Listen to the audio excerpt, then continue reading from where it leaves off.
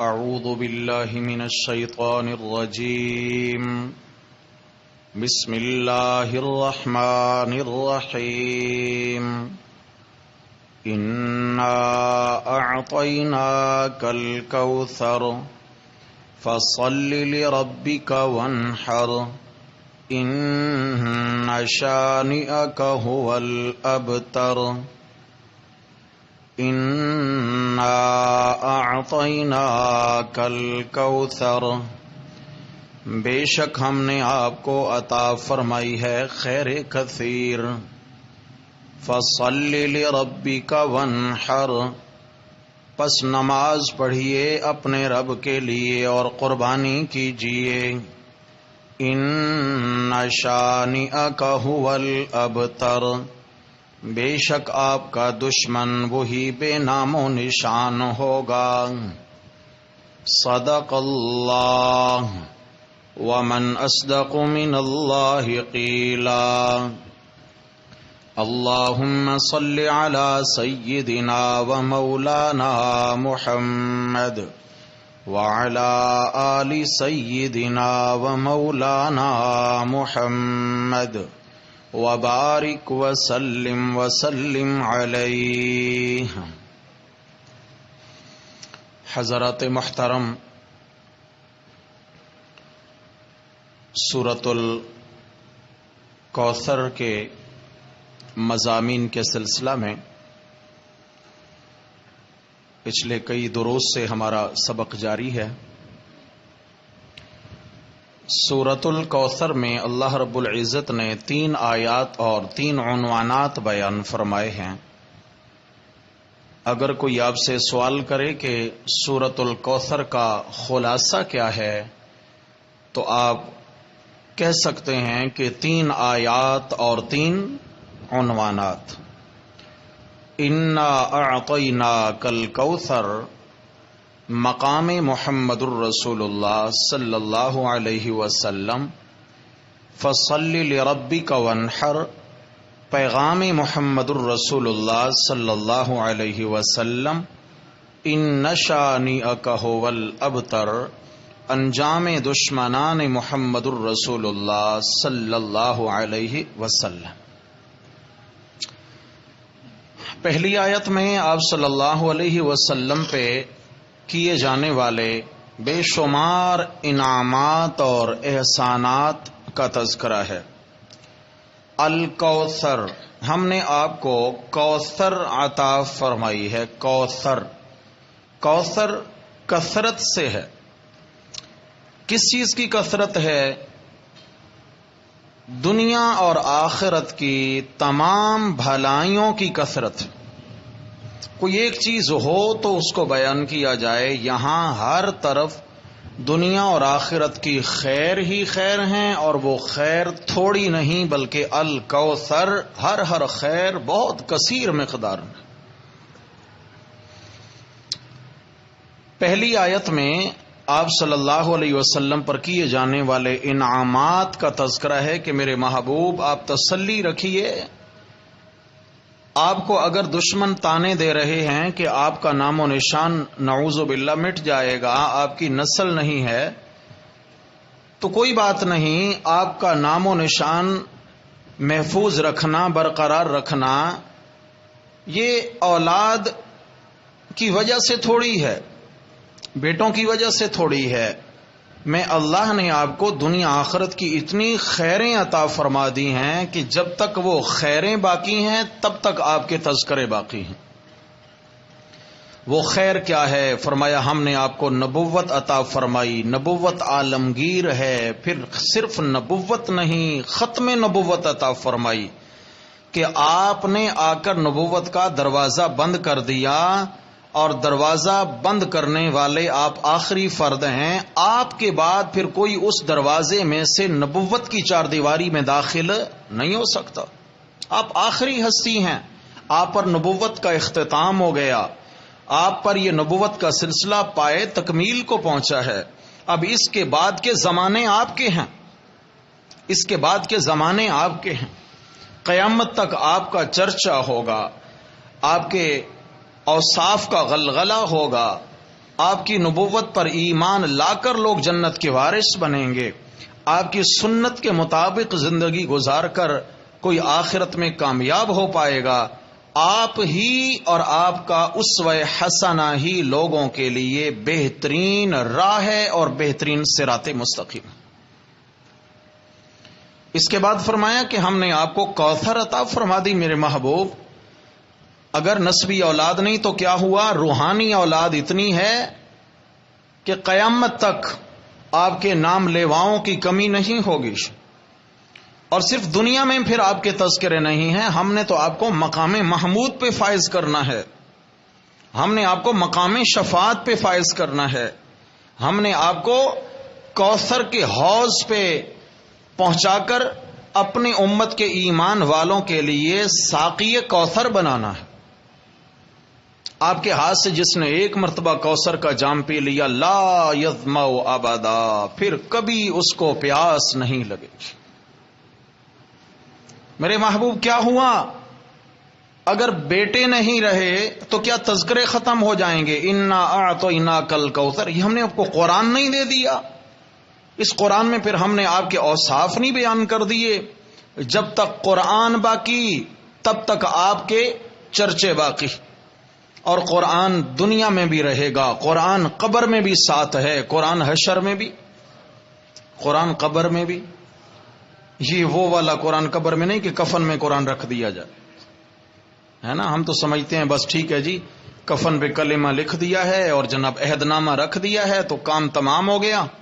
میرے پیارے، یہ بات نہیں ہے، اوپر لکھنے سے کوئی فائدہ نہیں ہوتا۔ اللہ ہمارے دلوں میں اس کلام کا نور اتار دے، جب اندر آ جائے، جب زندگی میں قرآن نافذ ہو گیا تو پھر تو کمال ہو گئے بھائی۔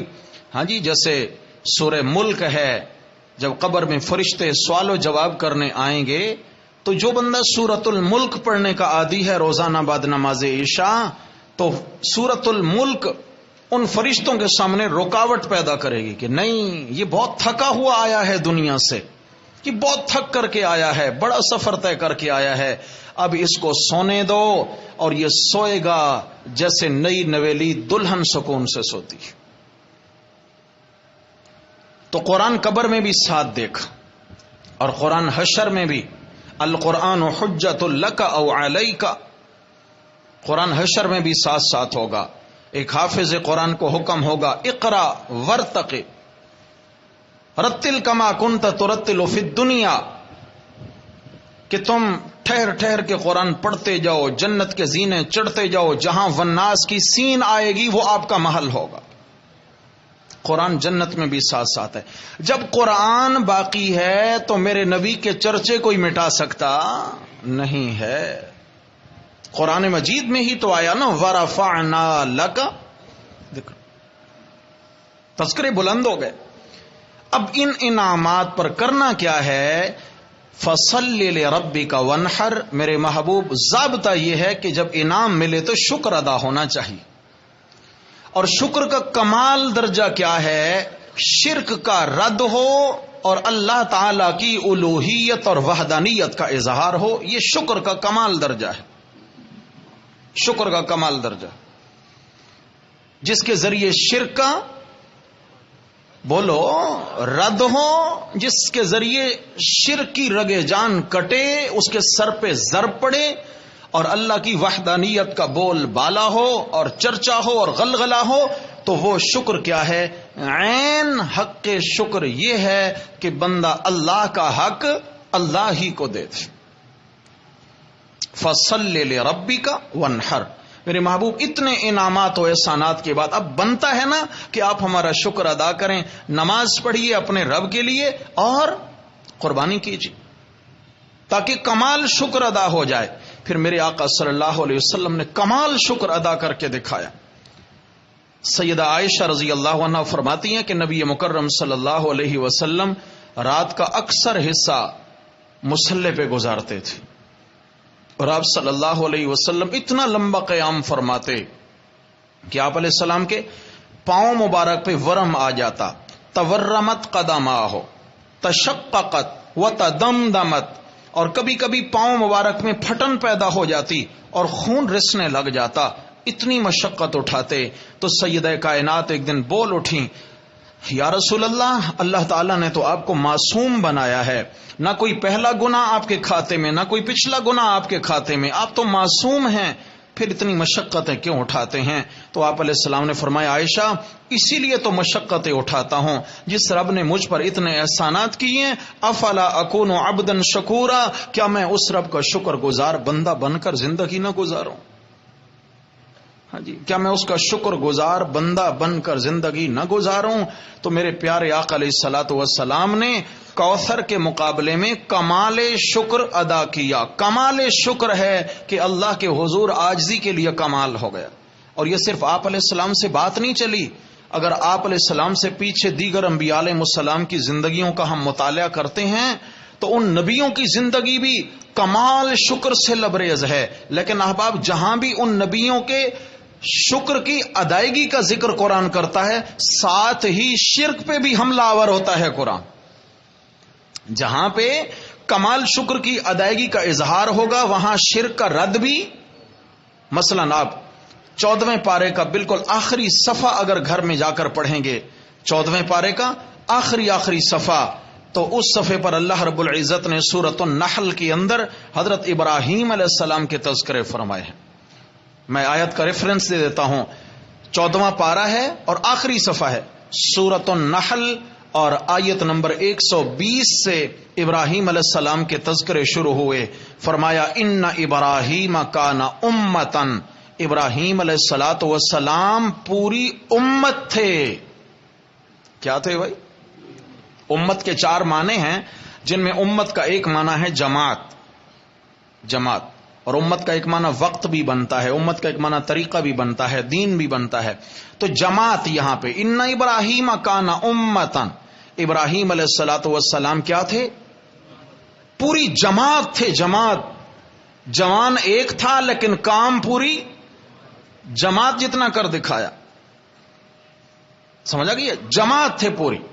ابراہیم علیہ الصلوۃ والسلام چلتی پھرتی اللہ کی توحید کی تحریک تھے، یوں کہیں ان ابراہیم کان امتن، اور صفت کیا تھی؟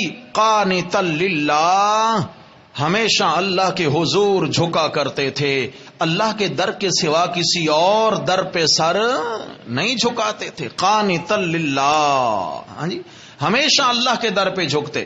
ایسا نہیں ہے کہ ہر در کے اوپر جھکنے والوں کو اپنے ساتھ ملایا اور پھر ایک امت بنا بیٹھے، یوں نہیں، خود اکیلے امت تھے۔ کیا مطلب ہے؟ کہ خود پوری ایک امت تھے، ایک تحریک تھے، ایک جماعت تھے، ایک نظریے کا نام ابراہیم ہے۔ ایک نظریے کا نام کیا ہے؟ اس لیے تو فرمایا اتبع ملت ابراہیم، میرے محبوب ابراہیم علیہ السلام کی ملت کی تابع داری کیجئے، ان کے طریقے کی تابع داری کیجئے، جیسا انہوں نے کیا۔ ابراہیم ایک نظریے کا نام ہے، اس نظریے کو لے کے چلیے۔ اور آگے فرمایا حنیفن، تیسری صفت ان کی، ایک تو وہ پوری جماعت تھے، یعنی اپنی ذات میں وہ ایک جماعت تھے، اپنی ذات میں ایک جماعت ہے۔ اور قانتا للہ، جب بھی سر جھکایا تو کس کے در پہ؟ اللہ میں بھی ایسا بنا دے یار۔ اللہ اکبر۔ میرے بھائی، اللہ کی توحید کا جام پیتے رہا کریں۔ اللہ کی توحید وہ میٹھا مشروب ہے، وہ میٹھا مشروب ہے، اس کی جو لذت ہے وہ الفاظ میں نہیں ڈھالی جا سکتی، لیکن جس سے اللہ کی توحید سمجھ آ گئی اس کے لیے مٹھاس ہے، اور جس سے سمجھ نہیں آئی اس کے لیے اس سے زیادہ کڑوا گھونٹ حلق سے نہیں اترتی پھر یہ۔ اور جس کے سمجھ میں آ گئی توحید کے بنا اس کا گزارا۔ اللہ اکبر۔ اللہ کرے ہم سب کو یہی مرض لگ جائے، آمین نہیں کہتے؟ اللہ کرے لگ جائے بھائی، اور اسی مرض میں مبتلا ہو کے ہم اللہ سے جا ملیں۔ میرے اللہ، ہم تیری توحید کے مریض تھے، میرے اللہ ہم تیری وحدانیت کے عشاق تھے، یا اللہ اسی مرض میں مبتلا ہم دنیا سے چلے آئے۔ دعا کریں نا اللہ یہ لگا دے دلوں کو۔ قانتا للہ، ہمیشہ اللہ کے حضور سر جھکتا تھا۔ حنیفن، یکسو ہو کر رہنے والے. تیسری سے یکسو ہو کر رہنے والے کیا مطلب ہے؟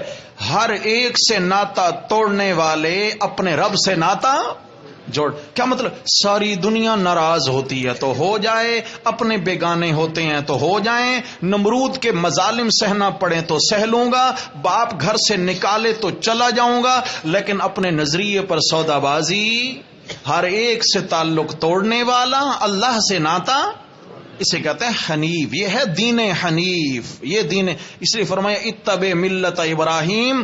اگر ایمان والے ہو نا تو پھر ابراہیمی بن کر چلو. ہم تو تھوڑا سا زور آئے نا سلپ ہو جاتے ہیں، تھوڑا سا زور آئے بس ہو جاتی ہے ہماری. برادری ناراض ہوتی ہے، ماں باپ ناراض ہوتے ہیں، اولاد رکاوٹ ہے، بیوی رکاوٹ ہے، بیوی کے راستے میں شوہر رکاوٹ ہے. ہاں جی، یہ بڑی رکاوٹیں ہیں ہمارے لیے. کیا ابراہیم علیہ السلام کے رشتے نہیں تھے؟ اچھا ذرا توجہ سے بتائیں. وہ ابراہیم جب بیٹے تھے خود تو اللہ کی توحید کے لیے باپ کا گھر قربان کر دیا، باپ نے گھر سے نکالا، چلے گئے. اور جب بیٹے کے باپ بنے تو بیٹا اللہ کے راستے میں قربان کرنے کو تل گئے. ابراہیمی بننا آسان تھوڑی ہے، اس کے لیے کچھ زیادہ ہی قیمت چکانا پڑتی ہے. یہ جتنے حضرات ہندوستان سے ہجرت کر کے پاکستان آئے یا افغانستان سے ہجرت کر کے پاکستان آئے، یہ جس وقت وہاں سے چلے تھے تو کم از کم ان کے سامنے ایک خطہ تو تھا کہ ہم نے پاکستان جانا ہے، وہاں ہمیں پناہ ملے گی. ہاں بھائی، سامنے ایک ملک تھا، ایک منزل تو تھی. ابراہیم علیہ السلام کا ابھی لڑکپن ہے اور باپ کے سامنے اللہ کی وحدانیت کی تقریر کر ڈالی. باپ نے کیا کہا؟ میری چار دیواری سے نکل جا، وہجرنی ملیا، چھوڑ کے چلا جا یہاں سے. ابراہیم علیہ الصلوۃ والسلام وہاں سے چل پڑے ہیں. باپ کہتا ہے کہاں جاؤ گے؟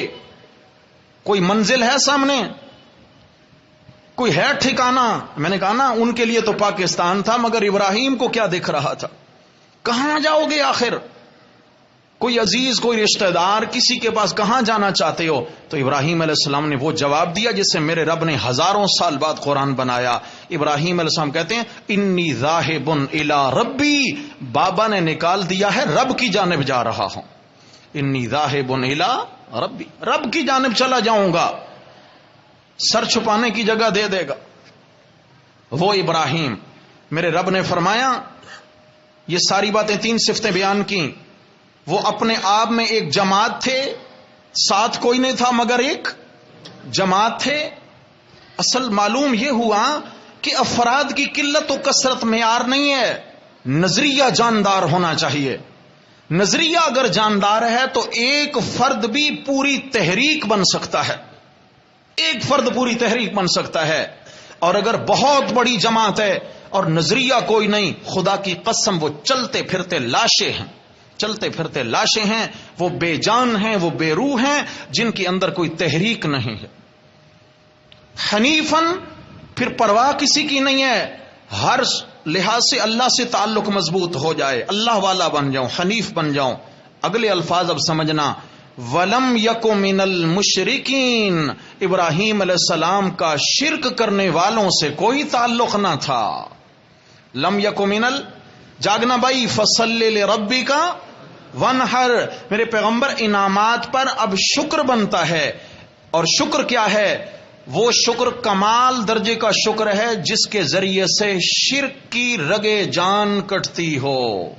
وَلَمْ يَكُ مِنَ الْمُشْرِكِينَ، ابراہیم علیہ السلام شرک کرنے والوں میں سے نہ تھے. تو تھے کون؟ قرآن نے کہا شاکرا لِأَنْعُمِهِ، اس کی ایک ایک نعمت کا شکر بجا لانے والے تھے، شاکر تھے. مشرک، اللہ ہمیں بھی شاکر بنائے. میرے بھائی اللہ کے قرآن سے محبت کریں. یار پتہ نہیں کتنی گزار چکے اور کتنی سانسیں باقی ہیں. ٹوٹ کے اللہ کے قرآن سے محبت کریں، قرآن کی دعوت سے ٹوٹ کے محبت کریں اور وقت دیں اللہ کے قرآن کو.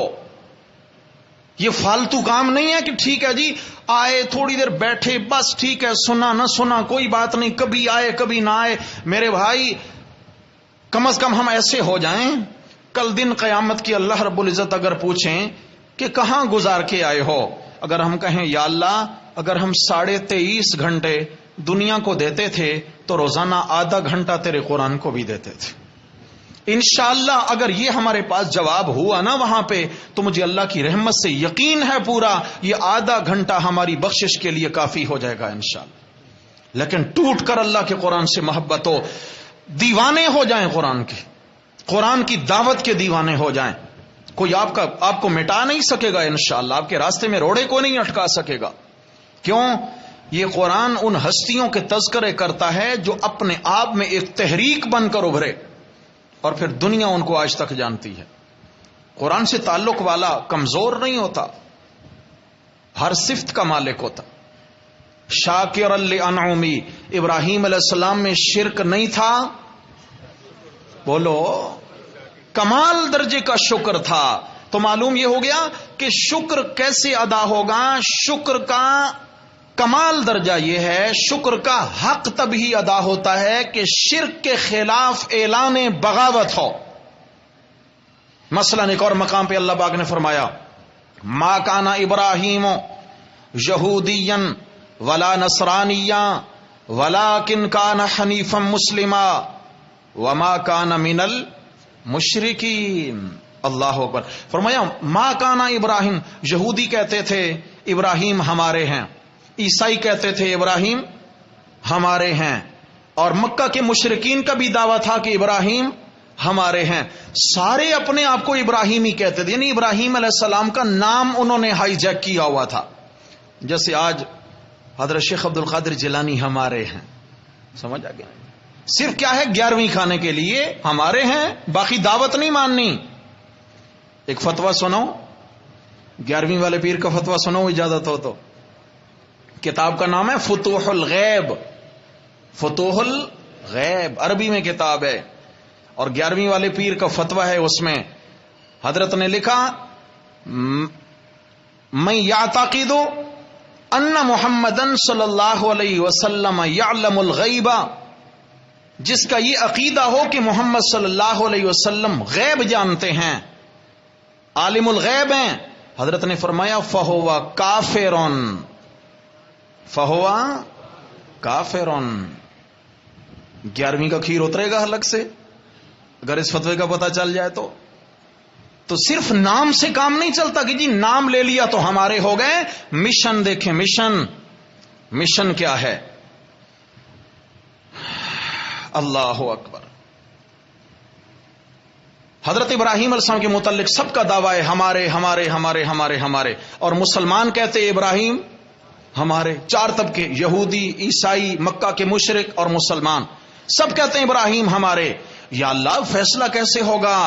تو میرے رب نے قرآن مقدس میں فیصلہ کیا، ما کان ابراہیم و یہودیا، ابراہیم یہودی نہیں تھے، ولا نصرانیہ، وہ عیسائی نہیں تھے، لیکن کان حنیفا، ہر ایک سے ناتا توڑنے والے، اللہ سے ناتا۔ اچھا، جب ناتا اللہ سے جڑا کیا بنے؟ مسلمہ۔ کیا بن گئے؟ مسلمہ، مسلمان بن گئے۔ یا اللہ وہ تیسرا طبقہ تو رہ گیا، چوتھا طبقہ مکہ والے۔ فرمایا ما کان من المشرکین، ابراہیم کا شرک کرنے والوں سے کوئی رشتہ نہیں ہے۔ ارے وہ شرک کرنے، بعد میں مشرکین جو شرک کریں اور کہیں ابراہیم ہمارے ہیں، ابراہیم ان کے کیسے ہو سکتے ہیں؟ ابراہیم تو اپنے مشرک باپ کے خلاف بغاوت کرنے کھڑے ہو گئے، اپنے باپ کے خلاف بغاوت کر ڈالی، کیونکہ باپ شرک پہ اڑا ہوا ہے۔ اللہ اکبر۔ اللہ ہمیں توحید کی غیرت نصیب فرما دے۔ یہ توحید اور چیز ہے، توحید کی غیرت ایک الگ چیز ہے۔ مرتے مر جائیں، مٹتے مٹ جائیں، انگ انگ کٹ جائے، لیکن ایک ہی صدا آئے، ایک ایک روئیں سے صدا آئے، لا الہ الا اللہ، لا الہ الا اللہ، یہ صدا ہے۔ نسلوں کو گھول کے پلائیے یہ عقیدہ، نسلوں میں صفائی ہو گئی۔ انشاءاللہ دیکھنا کہ آنے والی نسلوں میں اللہ، جس بندے نے اللہ کے قرآن سے محبت کی ہے، نمبر 2 جس بندے نے علماء صلحاء سے محبت کی ہے، اللہ اس کی آنے والی نسلوں میں قرآن و سنت کے علماء پیدا فرمائیں گے۔ ہاں معمولی بات نہیں ہے، ایسا صلہ نہیں ملتا۔ ابراہیم علیہ الصلوۃ والسلام کے متعلق میرے رب نے فرمایا شاکر لانعمی، وہ اللہ کی نعمتوں کے شکر گزار تھے۔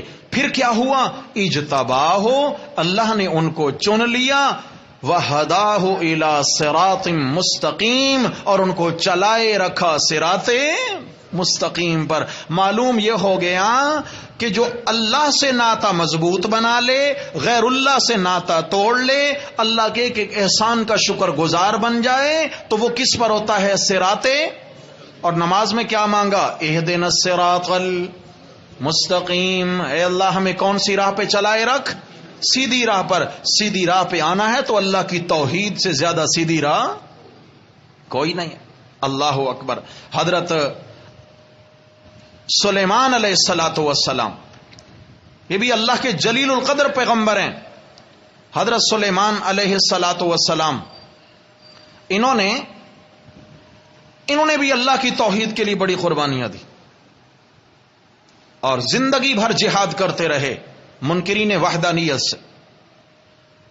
حضرت سلیمان علیہ الصلوۃ والسلام کا تذکرہ سورۃ النمل 19ویں پارے میں تفصیل سے موجود ہے، اور بھی کئی صورتوں میں آیا۔ یہاں پر ایک خاص ان کی زندگی کا گوشہ بیان ہوا ہے۔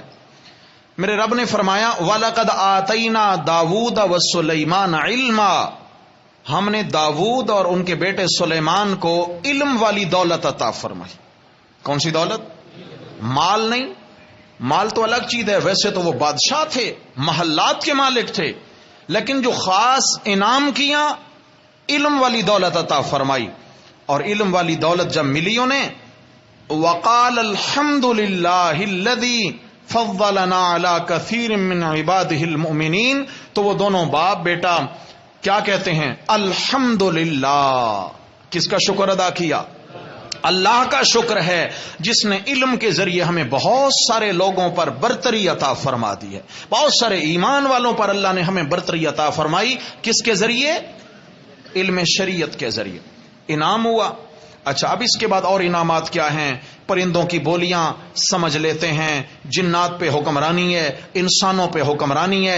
اللہ تبارک و تعالی نے ہوا پہ ان کو تسلط دے دیا ہے، تخت ایسا عطا کیا جس پہ 4000 سونے کی کرسیاں لگتی ہیں، اس پہ 4000 لوگ بیٹھتے ہیں اور ہوا کو حکم دیتے ہیں، ہوا تخت اٹھا لیتی ہے، اڑاتے اڑاتے اڑاتے غدوہا شہر و رواہا شہر، صبح کی سیر کے لیے نکلتے ہیں تو مہینے کا سفر طے ہو جاتا ہے، اور عصر اور مغرب کے درمیان نکلتے ہیں تو بھی مہینے کا سفر طے ہو جاتا ہے۔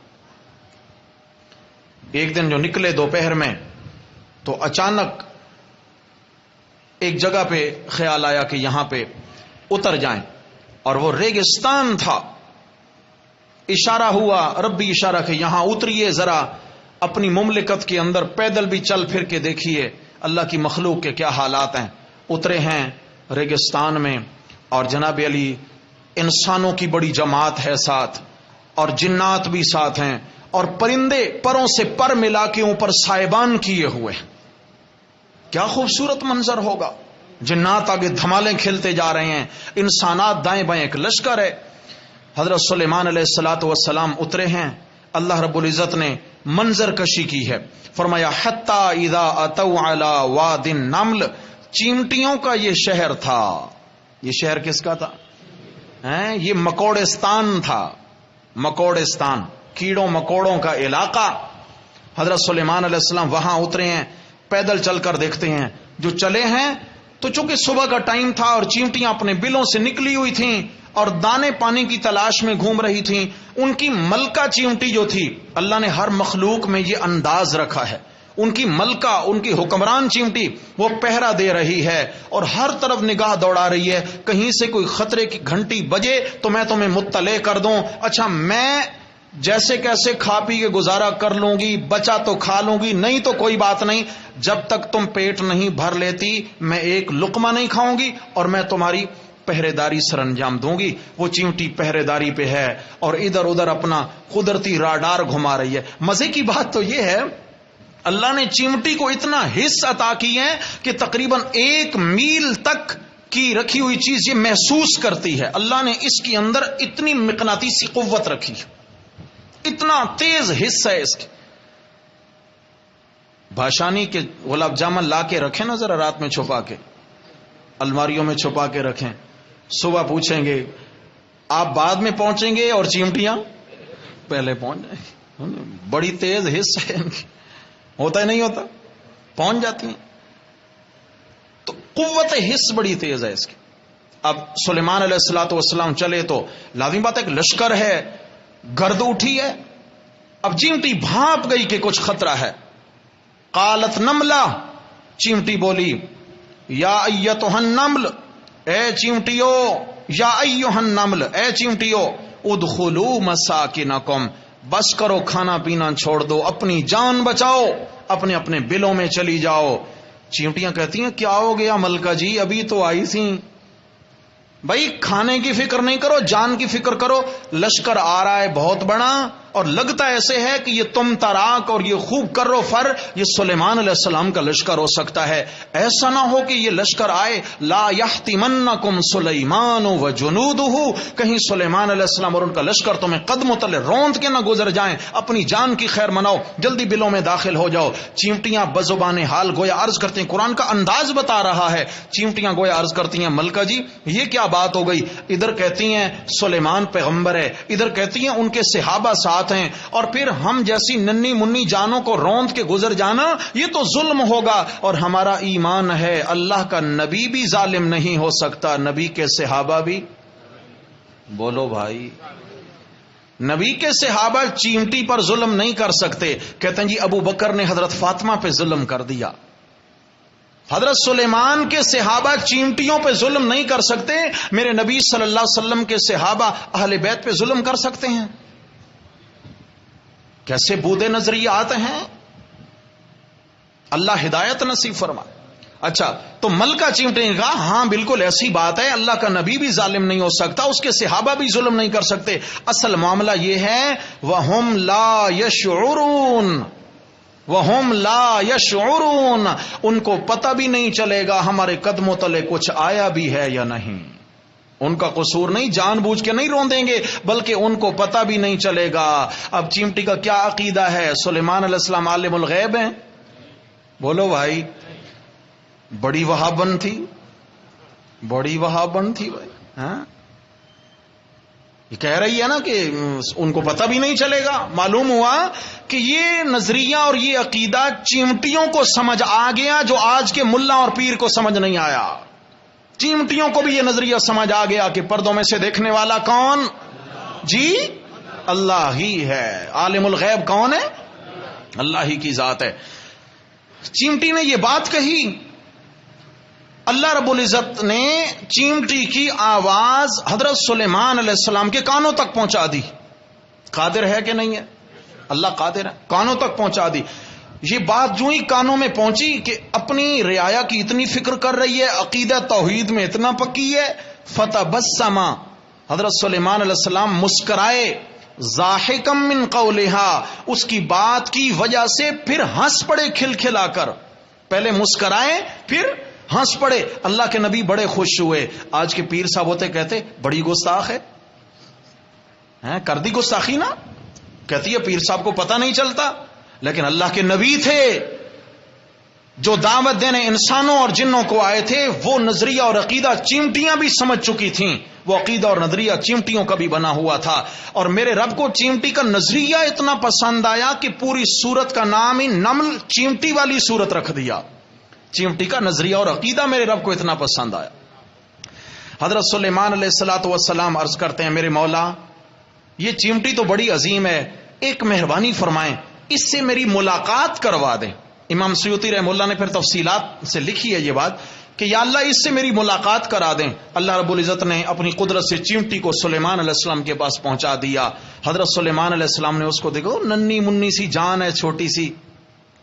اسے کہتے ہیں کہ یہ صبح صبح کے وقت جو چیمٹیاں نکلتی ہیں ریگستانوں میں اور ماری ماری پھرتی ہیں ایک ایک دانے کے پیچھے، خوراک کے پیچھے، تو ان مشکلات سے بچنے کی تم جانتی ہو نا کہ میں اللہ کا نبی بھی ہوں اور میں بادشاہ وقت بھی ہوں. جی بالکل ہم جانتی ہیں. تو فرمایا اطلبی منی شیئا، پھر مجھ سے کچھ مانگ لے اپنی رعایا کے لیے، بقیہ کی زندگی ایسے گزارنا. اطلبی منی شیئا، کچھ مانگیے نا مجھ سے. تو چیمٹی کہتی ہے لا اطلب منک شیئا، حضرت ہم نے اللہ کے سوا کسی اور سے مانگنا آج تک سیکھا نہیں ہے. لا اطلب منک شیئا، نہیں آپ سے کوئی ہمیں حاجت بھی نہیں ہے، آپ سے کیوں مانگے ہم آپ سے. حضرت سلیمان علیہ الصلوۃ والسلام اصرار کرتے ہوئے کہتے ہیں فلا بد ان تطلبنی شیئا، ہرگز نہیں، آپ کو ضرور مجھ سے کچھ نہ کچھ تو مانگنا پڑے گا، کچھ نہ کچھ تو. خیال کیا تھا تھوڑے سے دانے مانگ لے گی، خوراک مانگ لے گی، ایک ذخیرہ پانی، ایک تالاب یہاں بنوا دیں گے، اتنی ضرورت ہے، اور اس نے کون سے ہم سے کوئی بڑے بڑے محلات بنوانے ہیں. تو سلیمان علیہ السلام فرماتے ہیں مجھ سے مانگ کچھ تو ضرور مانگ. تو چیمٹی نے کہا حضرت مجبور نہ کیجئے. فرمایا نہیں مانگنا پڑے گا. تو کہنے لگی پھر مہربانی فرمائیں زیادہ نہیں مانگتی، صرف 2 چیزیں ہیں چھوٹی چھوٹی وہ دے دیجئے، 2 چیزیں ہیں. ہاں مانگو. تو چیمٹی کہتی ہے زد فی رزقی و زد فی عمری، اللہ نے جتنی میری سانسیں لکھی ہیں، اللہ نے جتنی میری زندگی لکھی ہے، میری کچھ زندگی میں اضافہ کر دیجئے، اور اللہ نے جتنے میرے مقدر کے نوالے لکھے ہیں ان کو کچھ بڑھا دیجئے، میری عمر میں اضافہ کر دیں اور میرے رزق میں اضافہ کر. سلیمان علیہ السلام فرماتے ہیں اطلبی منی ما فی یدی، یہ کیا چیزیں تو نے مانگ لی جو میرے اختیار میں بھی نہیں ہے. نہ میں زندگی اور موت کا اختیار رکھتا ہوں، نہ میں رزق میں کمی بیشی کا اختیار رکھتا ہوں. مجھ سے وہ نہ مانگ جو میرے ہاتھ میں نہیں، مجھ سے وہ مانگ جو میرے اختیار میں ہے. چیونٹی کا جواب سنیے. امام سیوطی رحمہ اللہ نے لکھا ہے چیونٹی نے کہا حضرت پھر آپ کے اختیار میں کچھ ہے اور کچھ نہیں ہے، میں کیوں نہ اسی سے مانگوں جس کے اختیار میں سب کچھ ہے، جس کے اختیار میں. حضرت سلیمان علیہ السلام کو یہ بات اتنی پسند آئی. قرآن اگلے الفاظ میں قرآن کیا کہتا ہے کہ حضرت سلیمان علیہ الصلوۃ والسلام نے پھر اللہ کے حضور عاجزی کرتے ہوئے کیا کہا فصلی لربک. ارے سبق تو وہ تھا نا ہمارا کہ اللہ انعام کرے تو بدلے میں کیا کرنا ہے، شکر. یہ کتنا بڑا انعام ہے کہ انسانوں کو جو مسئلہ سمجھانے آئے وہ چیمٹیوں کو بھی سمجھ آ گیا. اللہ کے نبی کتنے خوش ہوئے. ایک دائی کی محنت جب رنگ لاتی ہے اور اس کی دعوت پہ لوگ لبیک کہہ کر جب صاحب ایمان ہو جاتے ہیں، وہ دائی کتنا خوش ہوتا ہے. خوشی ہوتی ہے نہیں ہوتی ہے. لوگ جہنم سے بچ گئے، لوگ جنت میں جانے والے بن گئے، کتنی خوشی ہوتی ہے. اللہ کے نبی کو کتنی خوشی ہوئی. تو کیا کہتے ہیں ربی اوزعنی، اے میرے رب مجھے توفیق عطا فرما ان اشکر نعمتک، کہ میں تیری اس نعمت کا شکر ادا کروں. کیا کروں؟ یعنی یہ نعمت کس نے کی؟ اللہ اکبر. میرے اللہ آپ نے مجھے چیونٹیوں کی بولیاں سمجھا دیں، پرندوں کی بولیاں سمجھا دیں، حکمران بنا دیا، نبی بنا دیا، اللہ کے دین کا داعی بنا دیا. میرے اللہ مجھے توفیق دے کہ میں تیری اس نعمت کا شکر ادا کروں. کون سی نعمت؟ التی انعمت علیہ، وہ نعمت جو آپ نے مجھ پہ کی ہے، وعلی والدیہ، اور میرے ماں باپ پہ جو نعمت کی ہے، وان اعمل صالحا، اور مجھے توفیق دے کہ میں ہمیشہ نیک اعمال کرتا رہوں، ترضا ہو، جن کی وجہ سے تو راضی رہے. اللہ کے نبی کی زندگی کا مقصد کون راضی ہو جائے؟ اور ہمارا مقصد ہے رشتہ دار راضی ہو جائیں، دوست دار راضی ہو جائیں. سب ہے یا نہیں ہے؟ ایک بات کہوں، یہ تجربے سے ثابت ہے اور حقیقت بھی یہی ہے، لیکن میں صرف اس کو زبان سے ادا کرنے لگا ہوں، جانتے آپ بھی ہیں.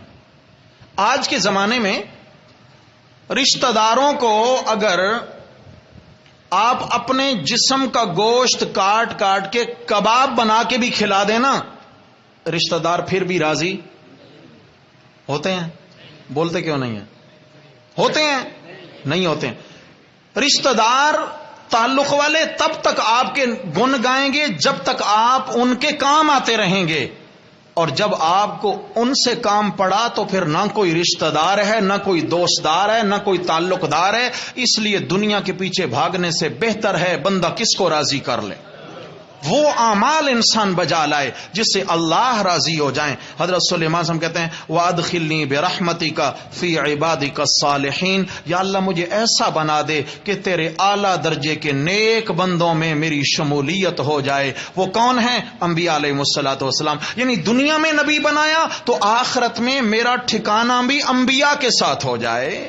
دیکھنا نا، خاتمے کی فکر ہے، یا اللہ میرا خاتمہ بھی خیر پہ ہو جائے. اس میں کوئی دوسری رائے نہیں کہ اللہ کے نبی کا خاتمہ تو ہمیشہ ایمان پہ ہے. اصل تعلیم ہمارے لیے ہے کہ بھئی اللہ نعمت دیں تو کیا کرنا ہے، اور شکر کس کا ادا کرنا ہے؟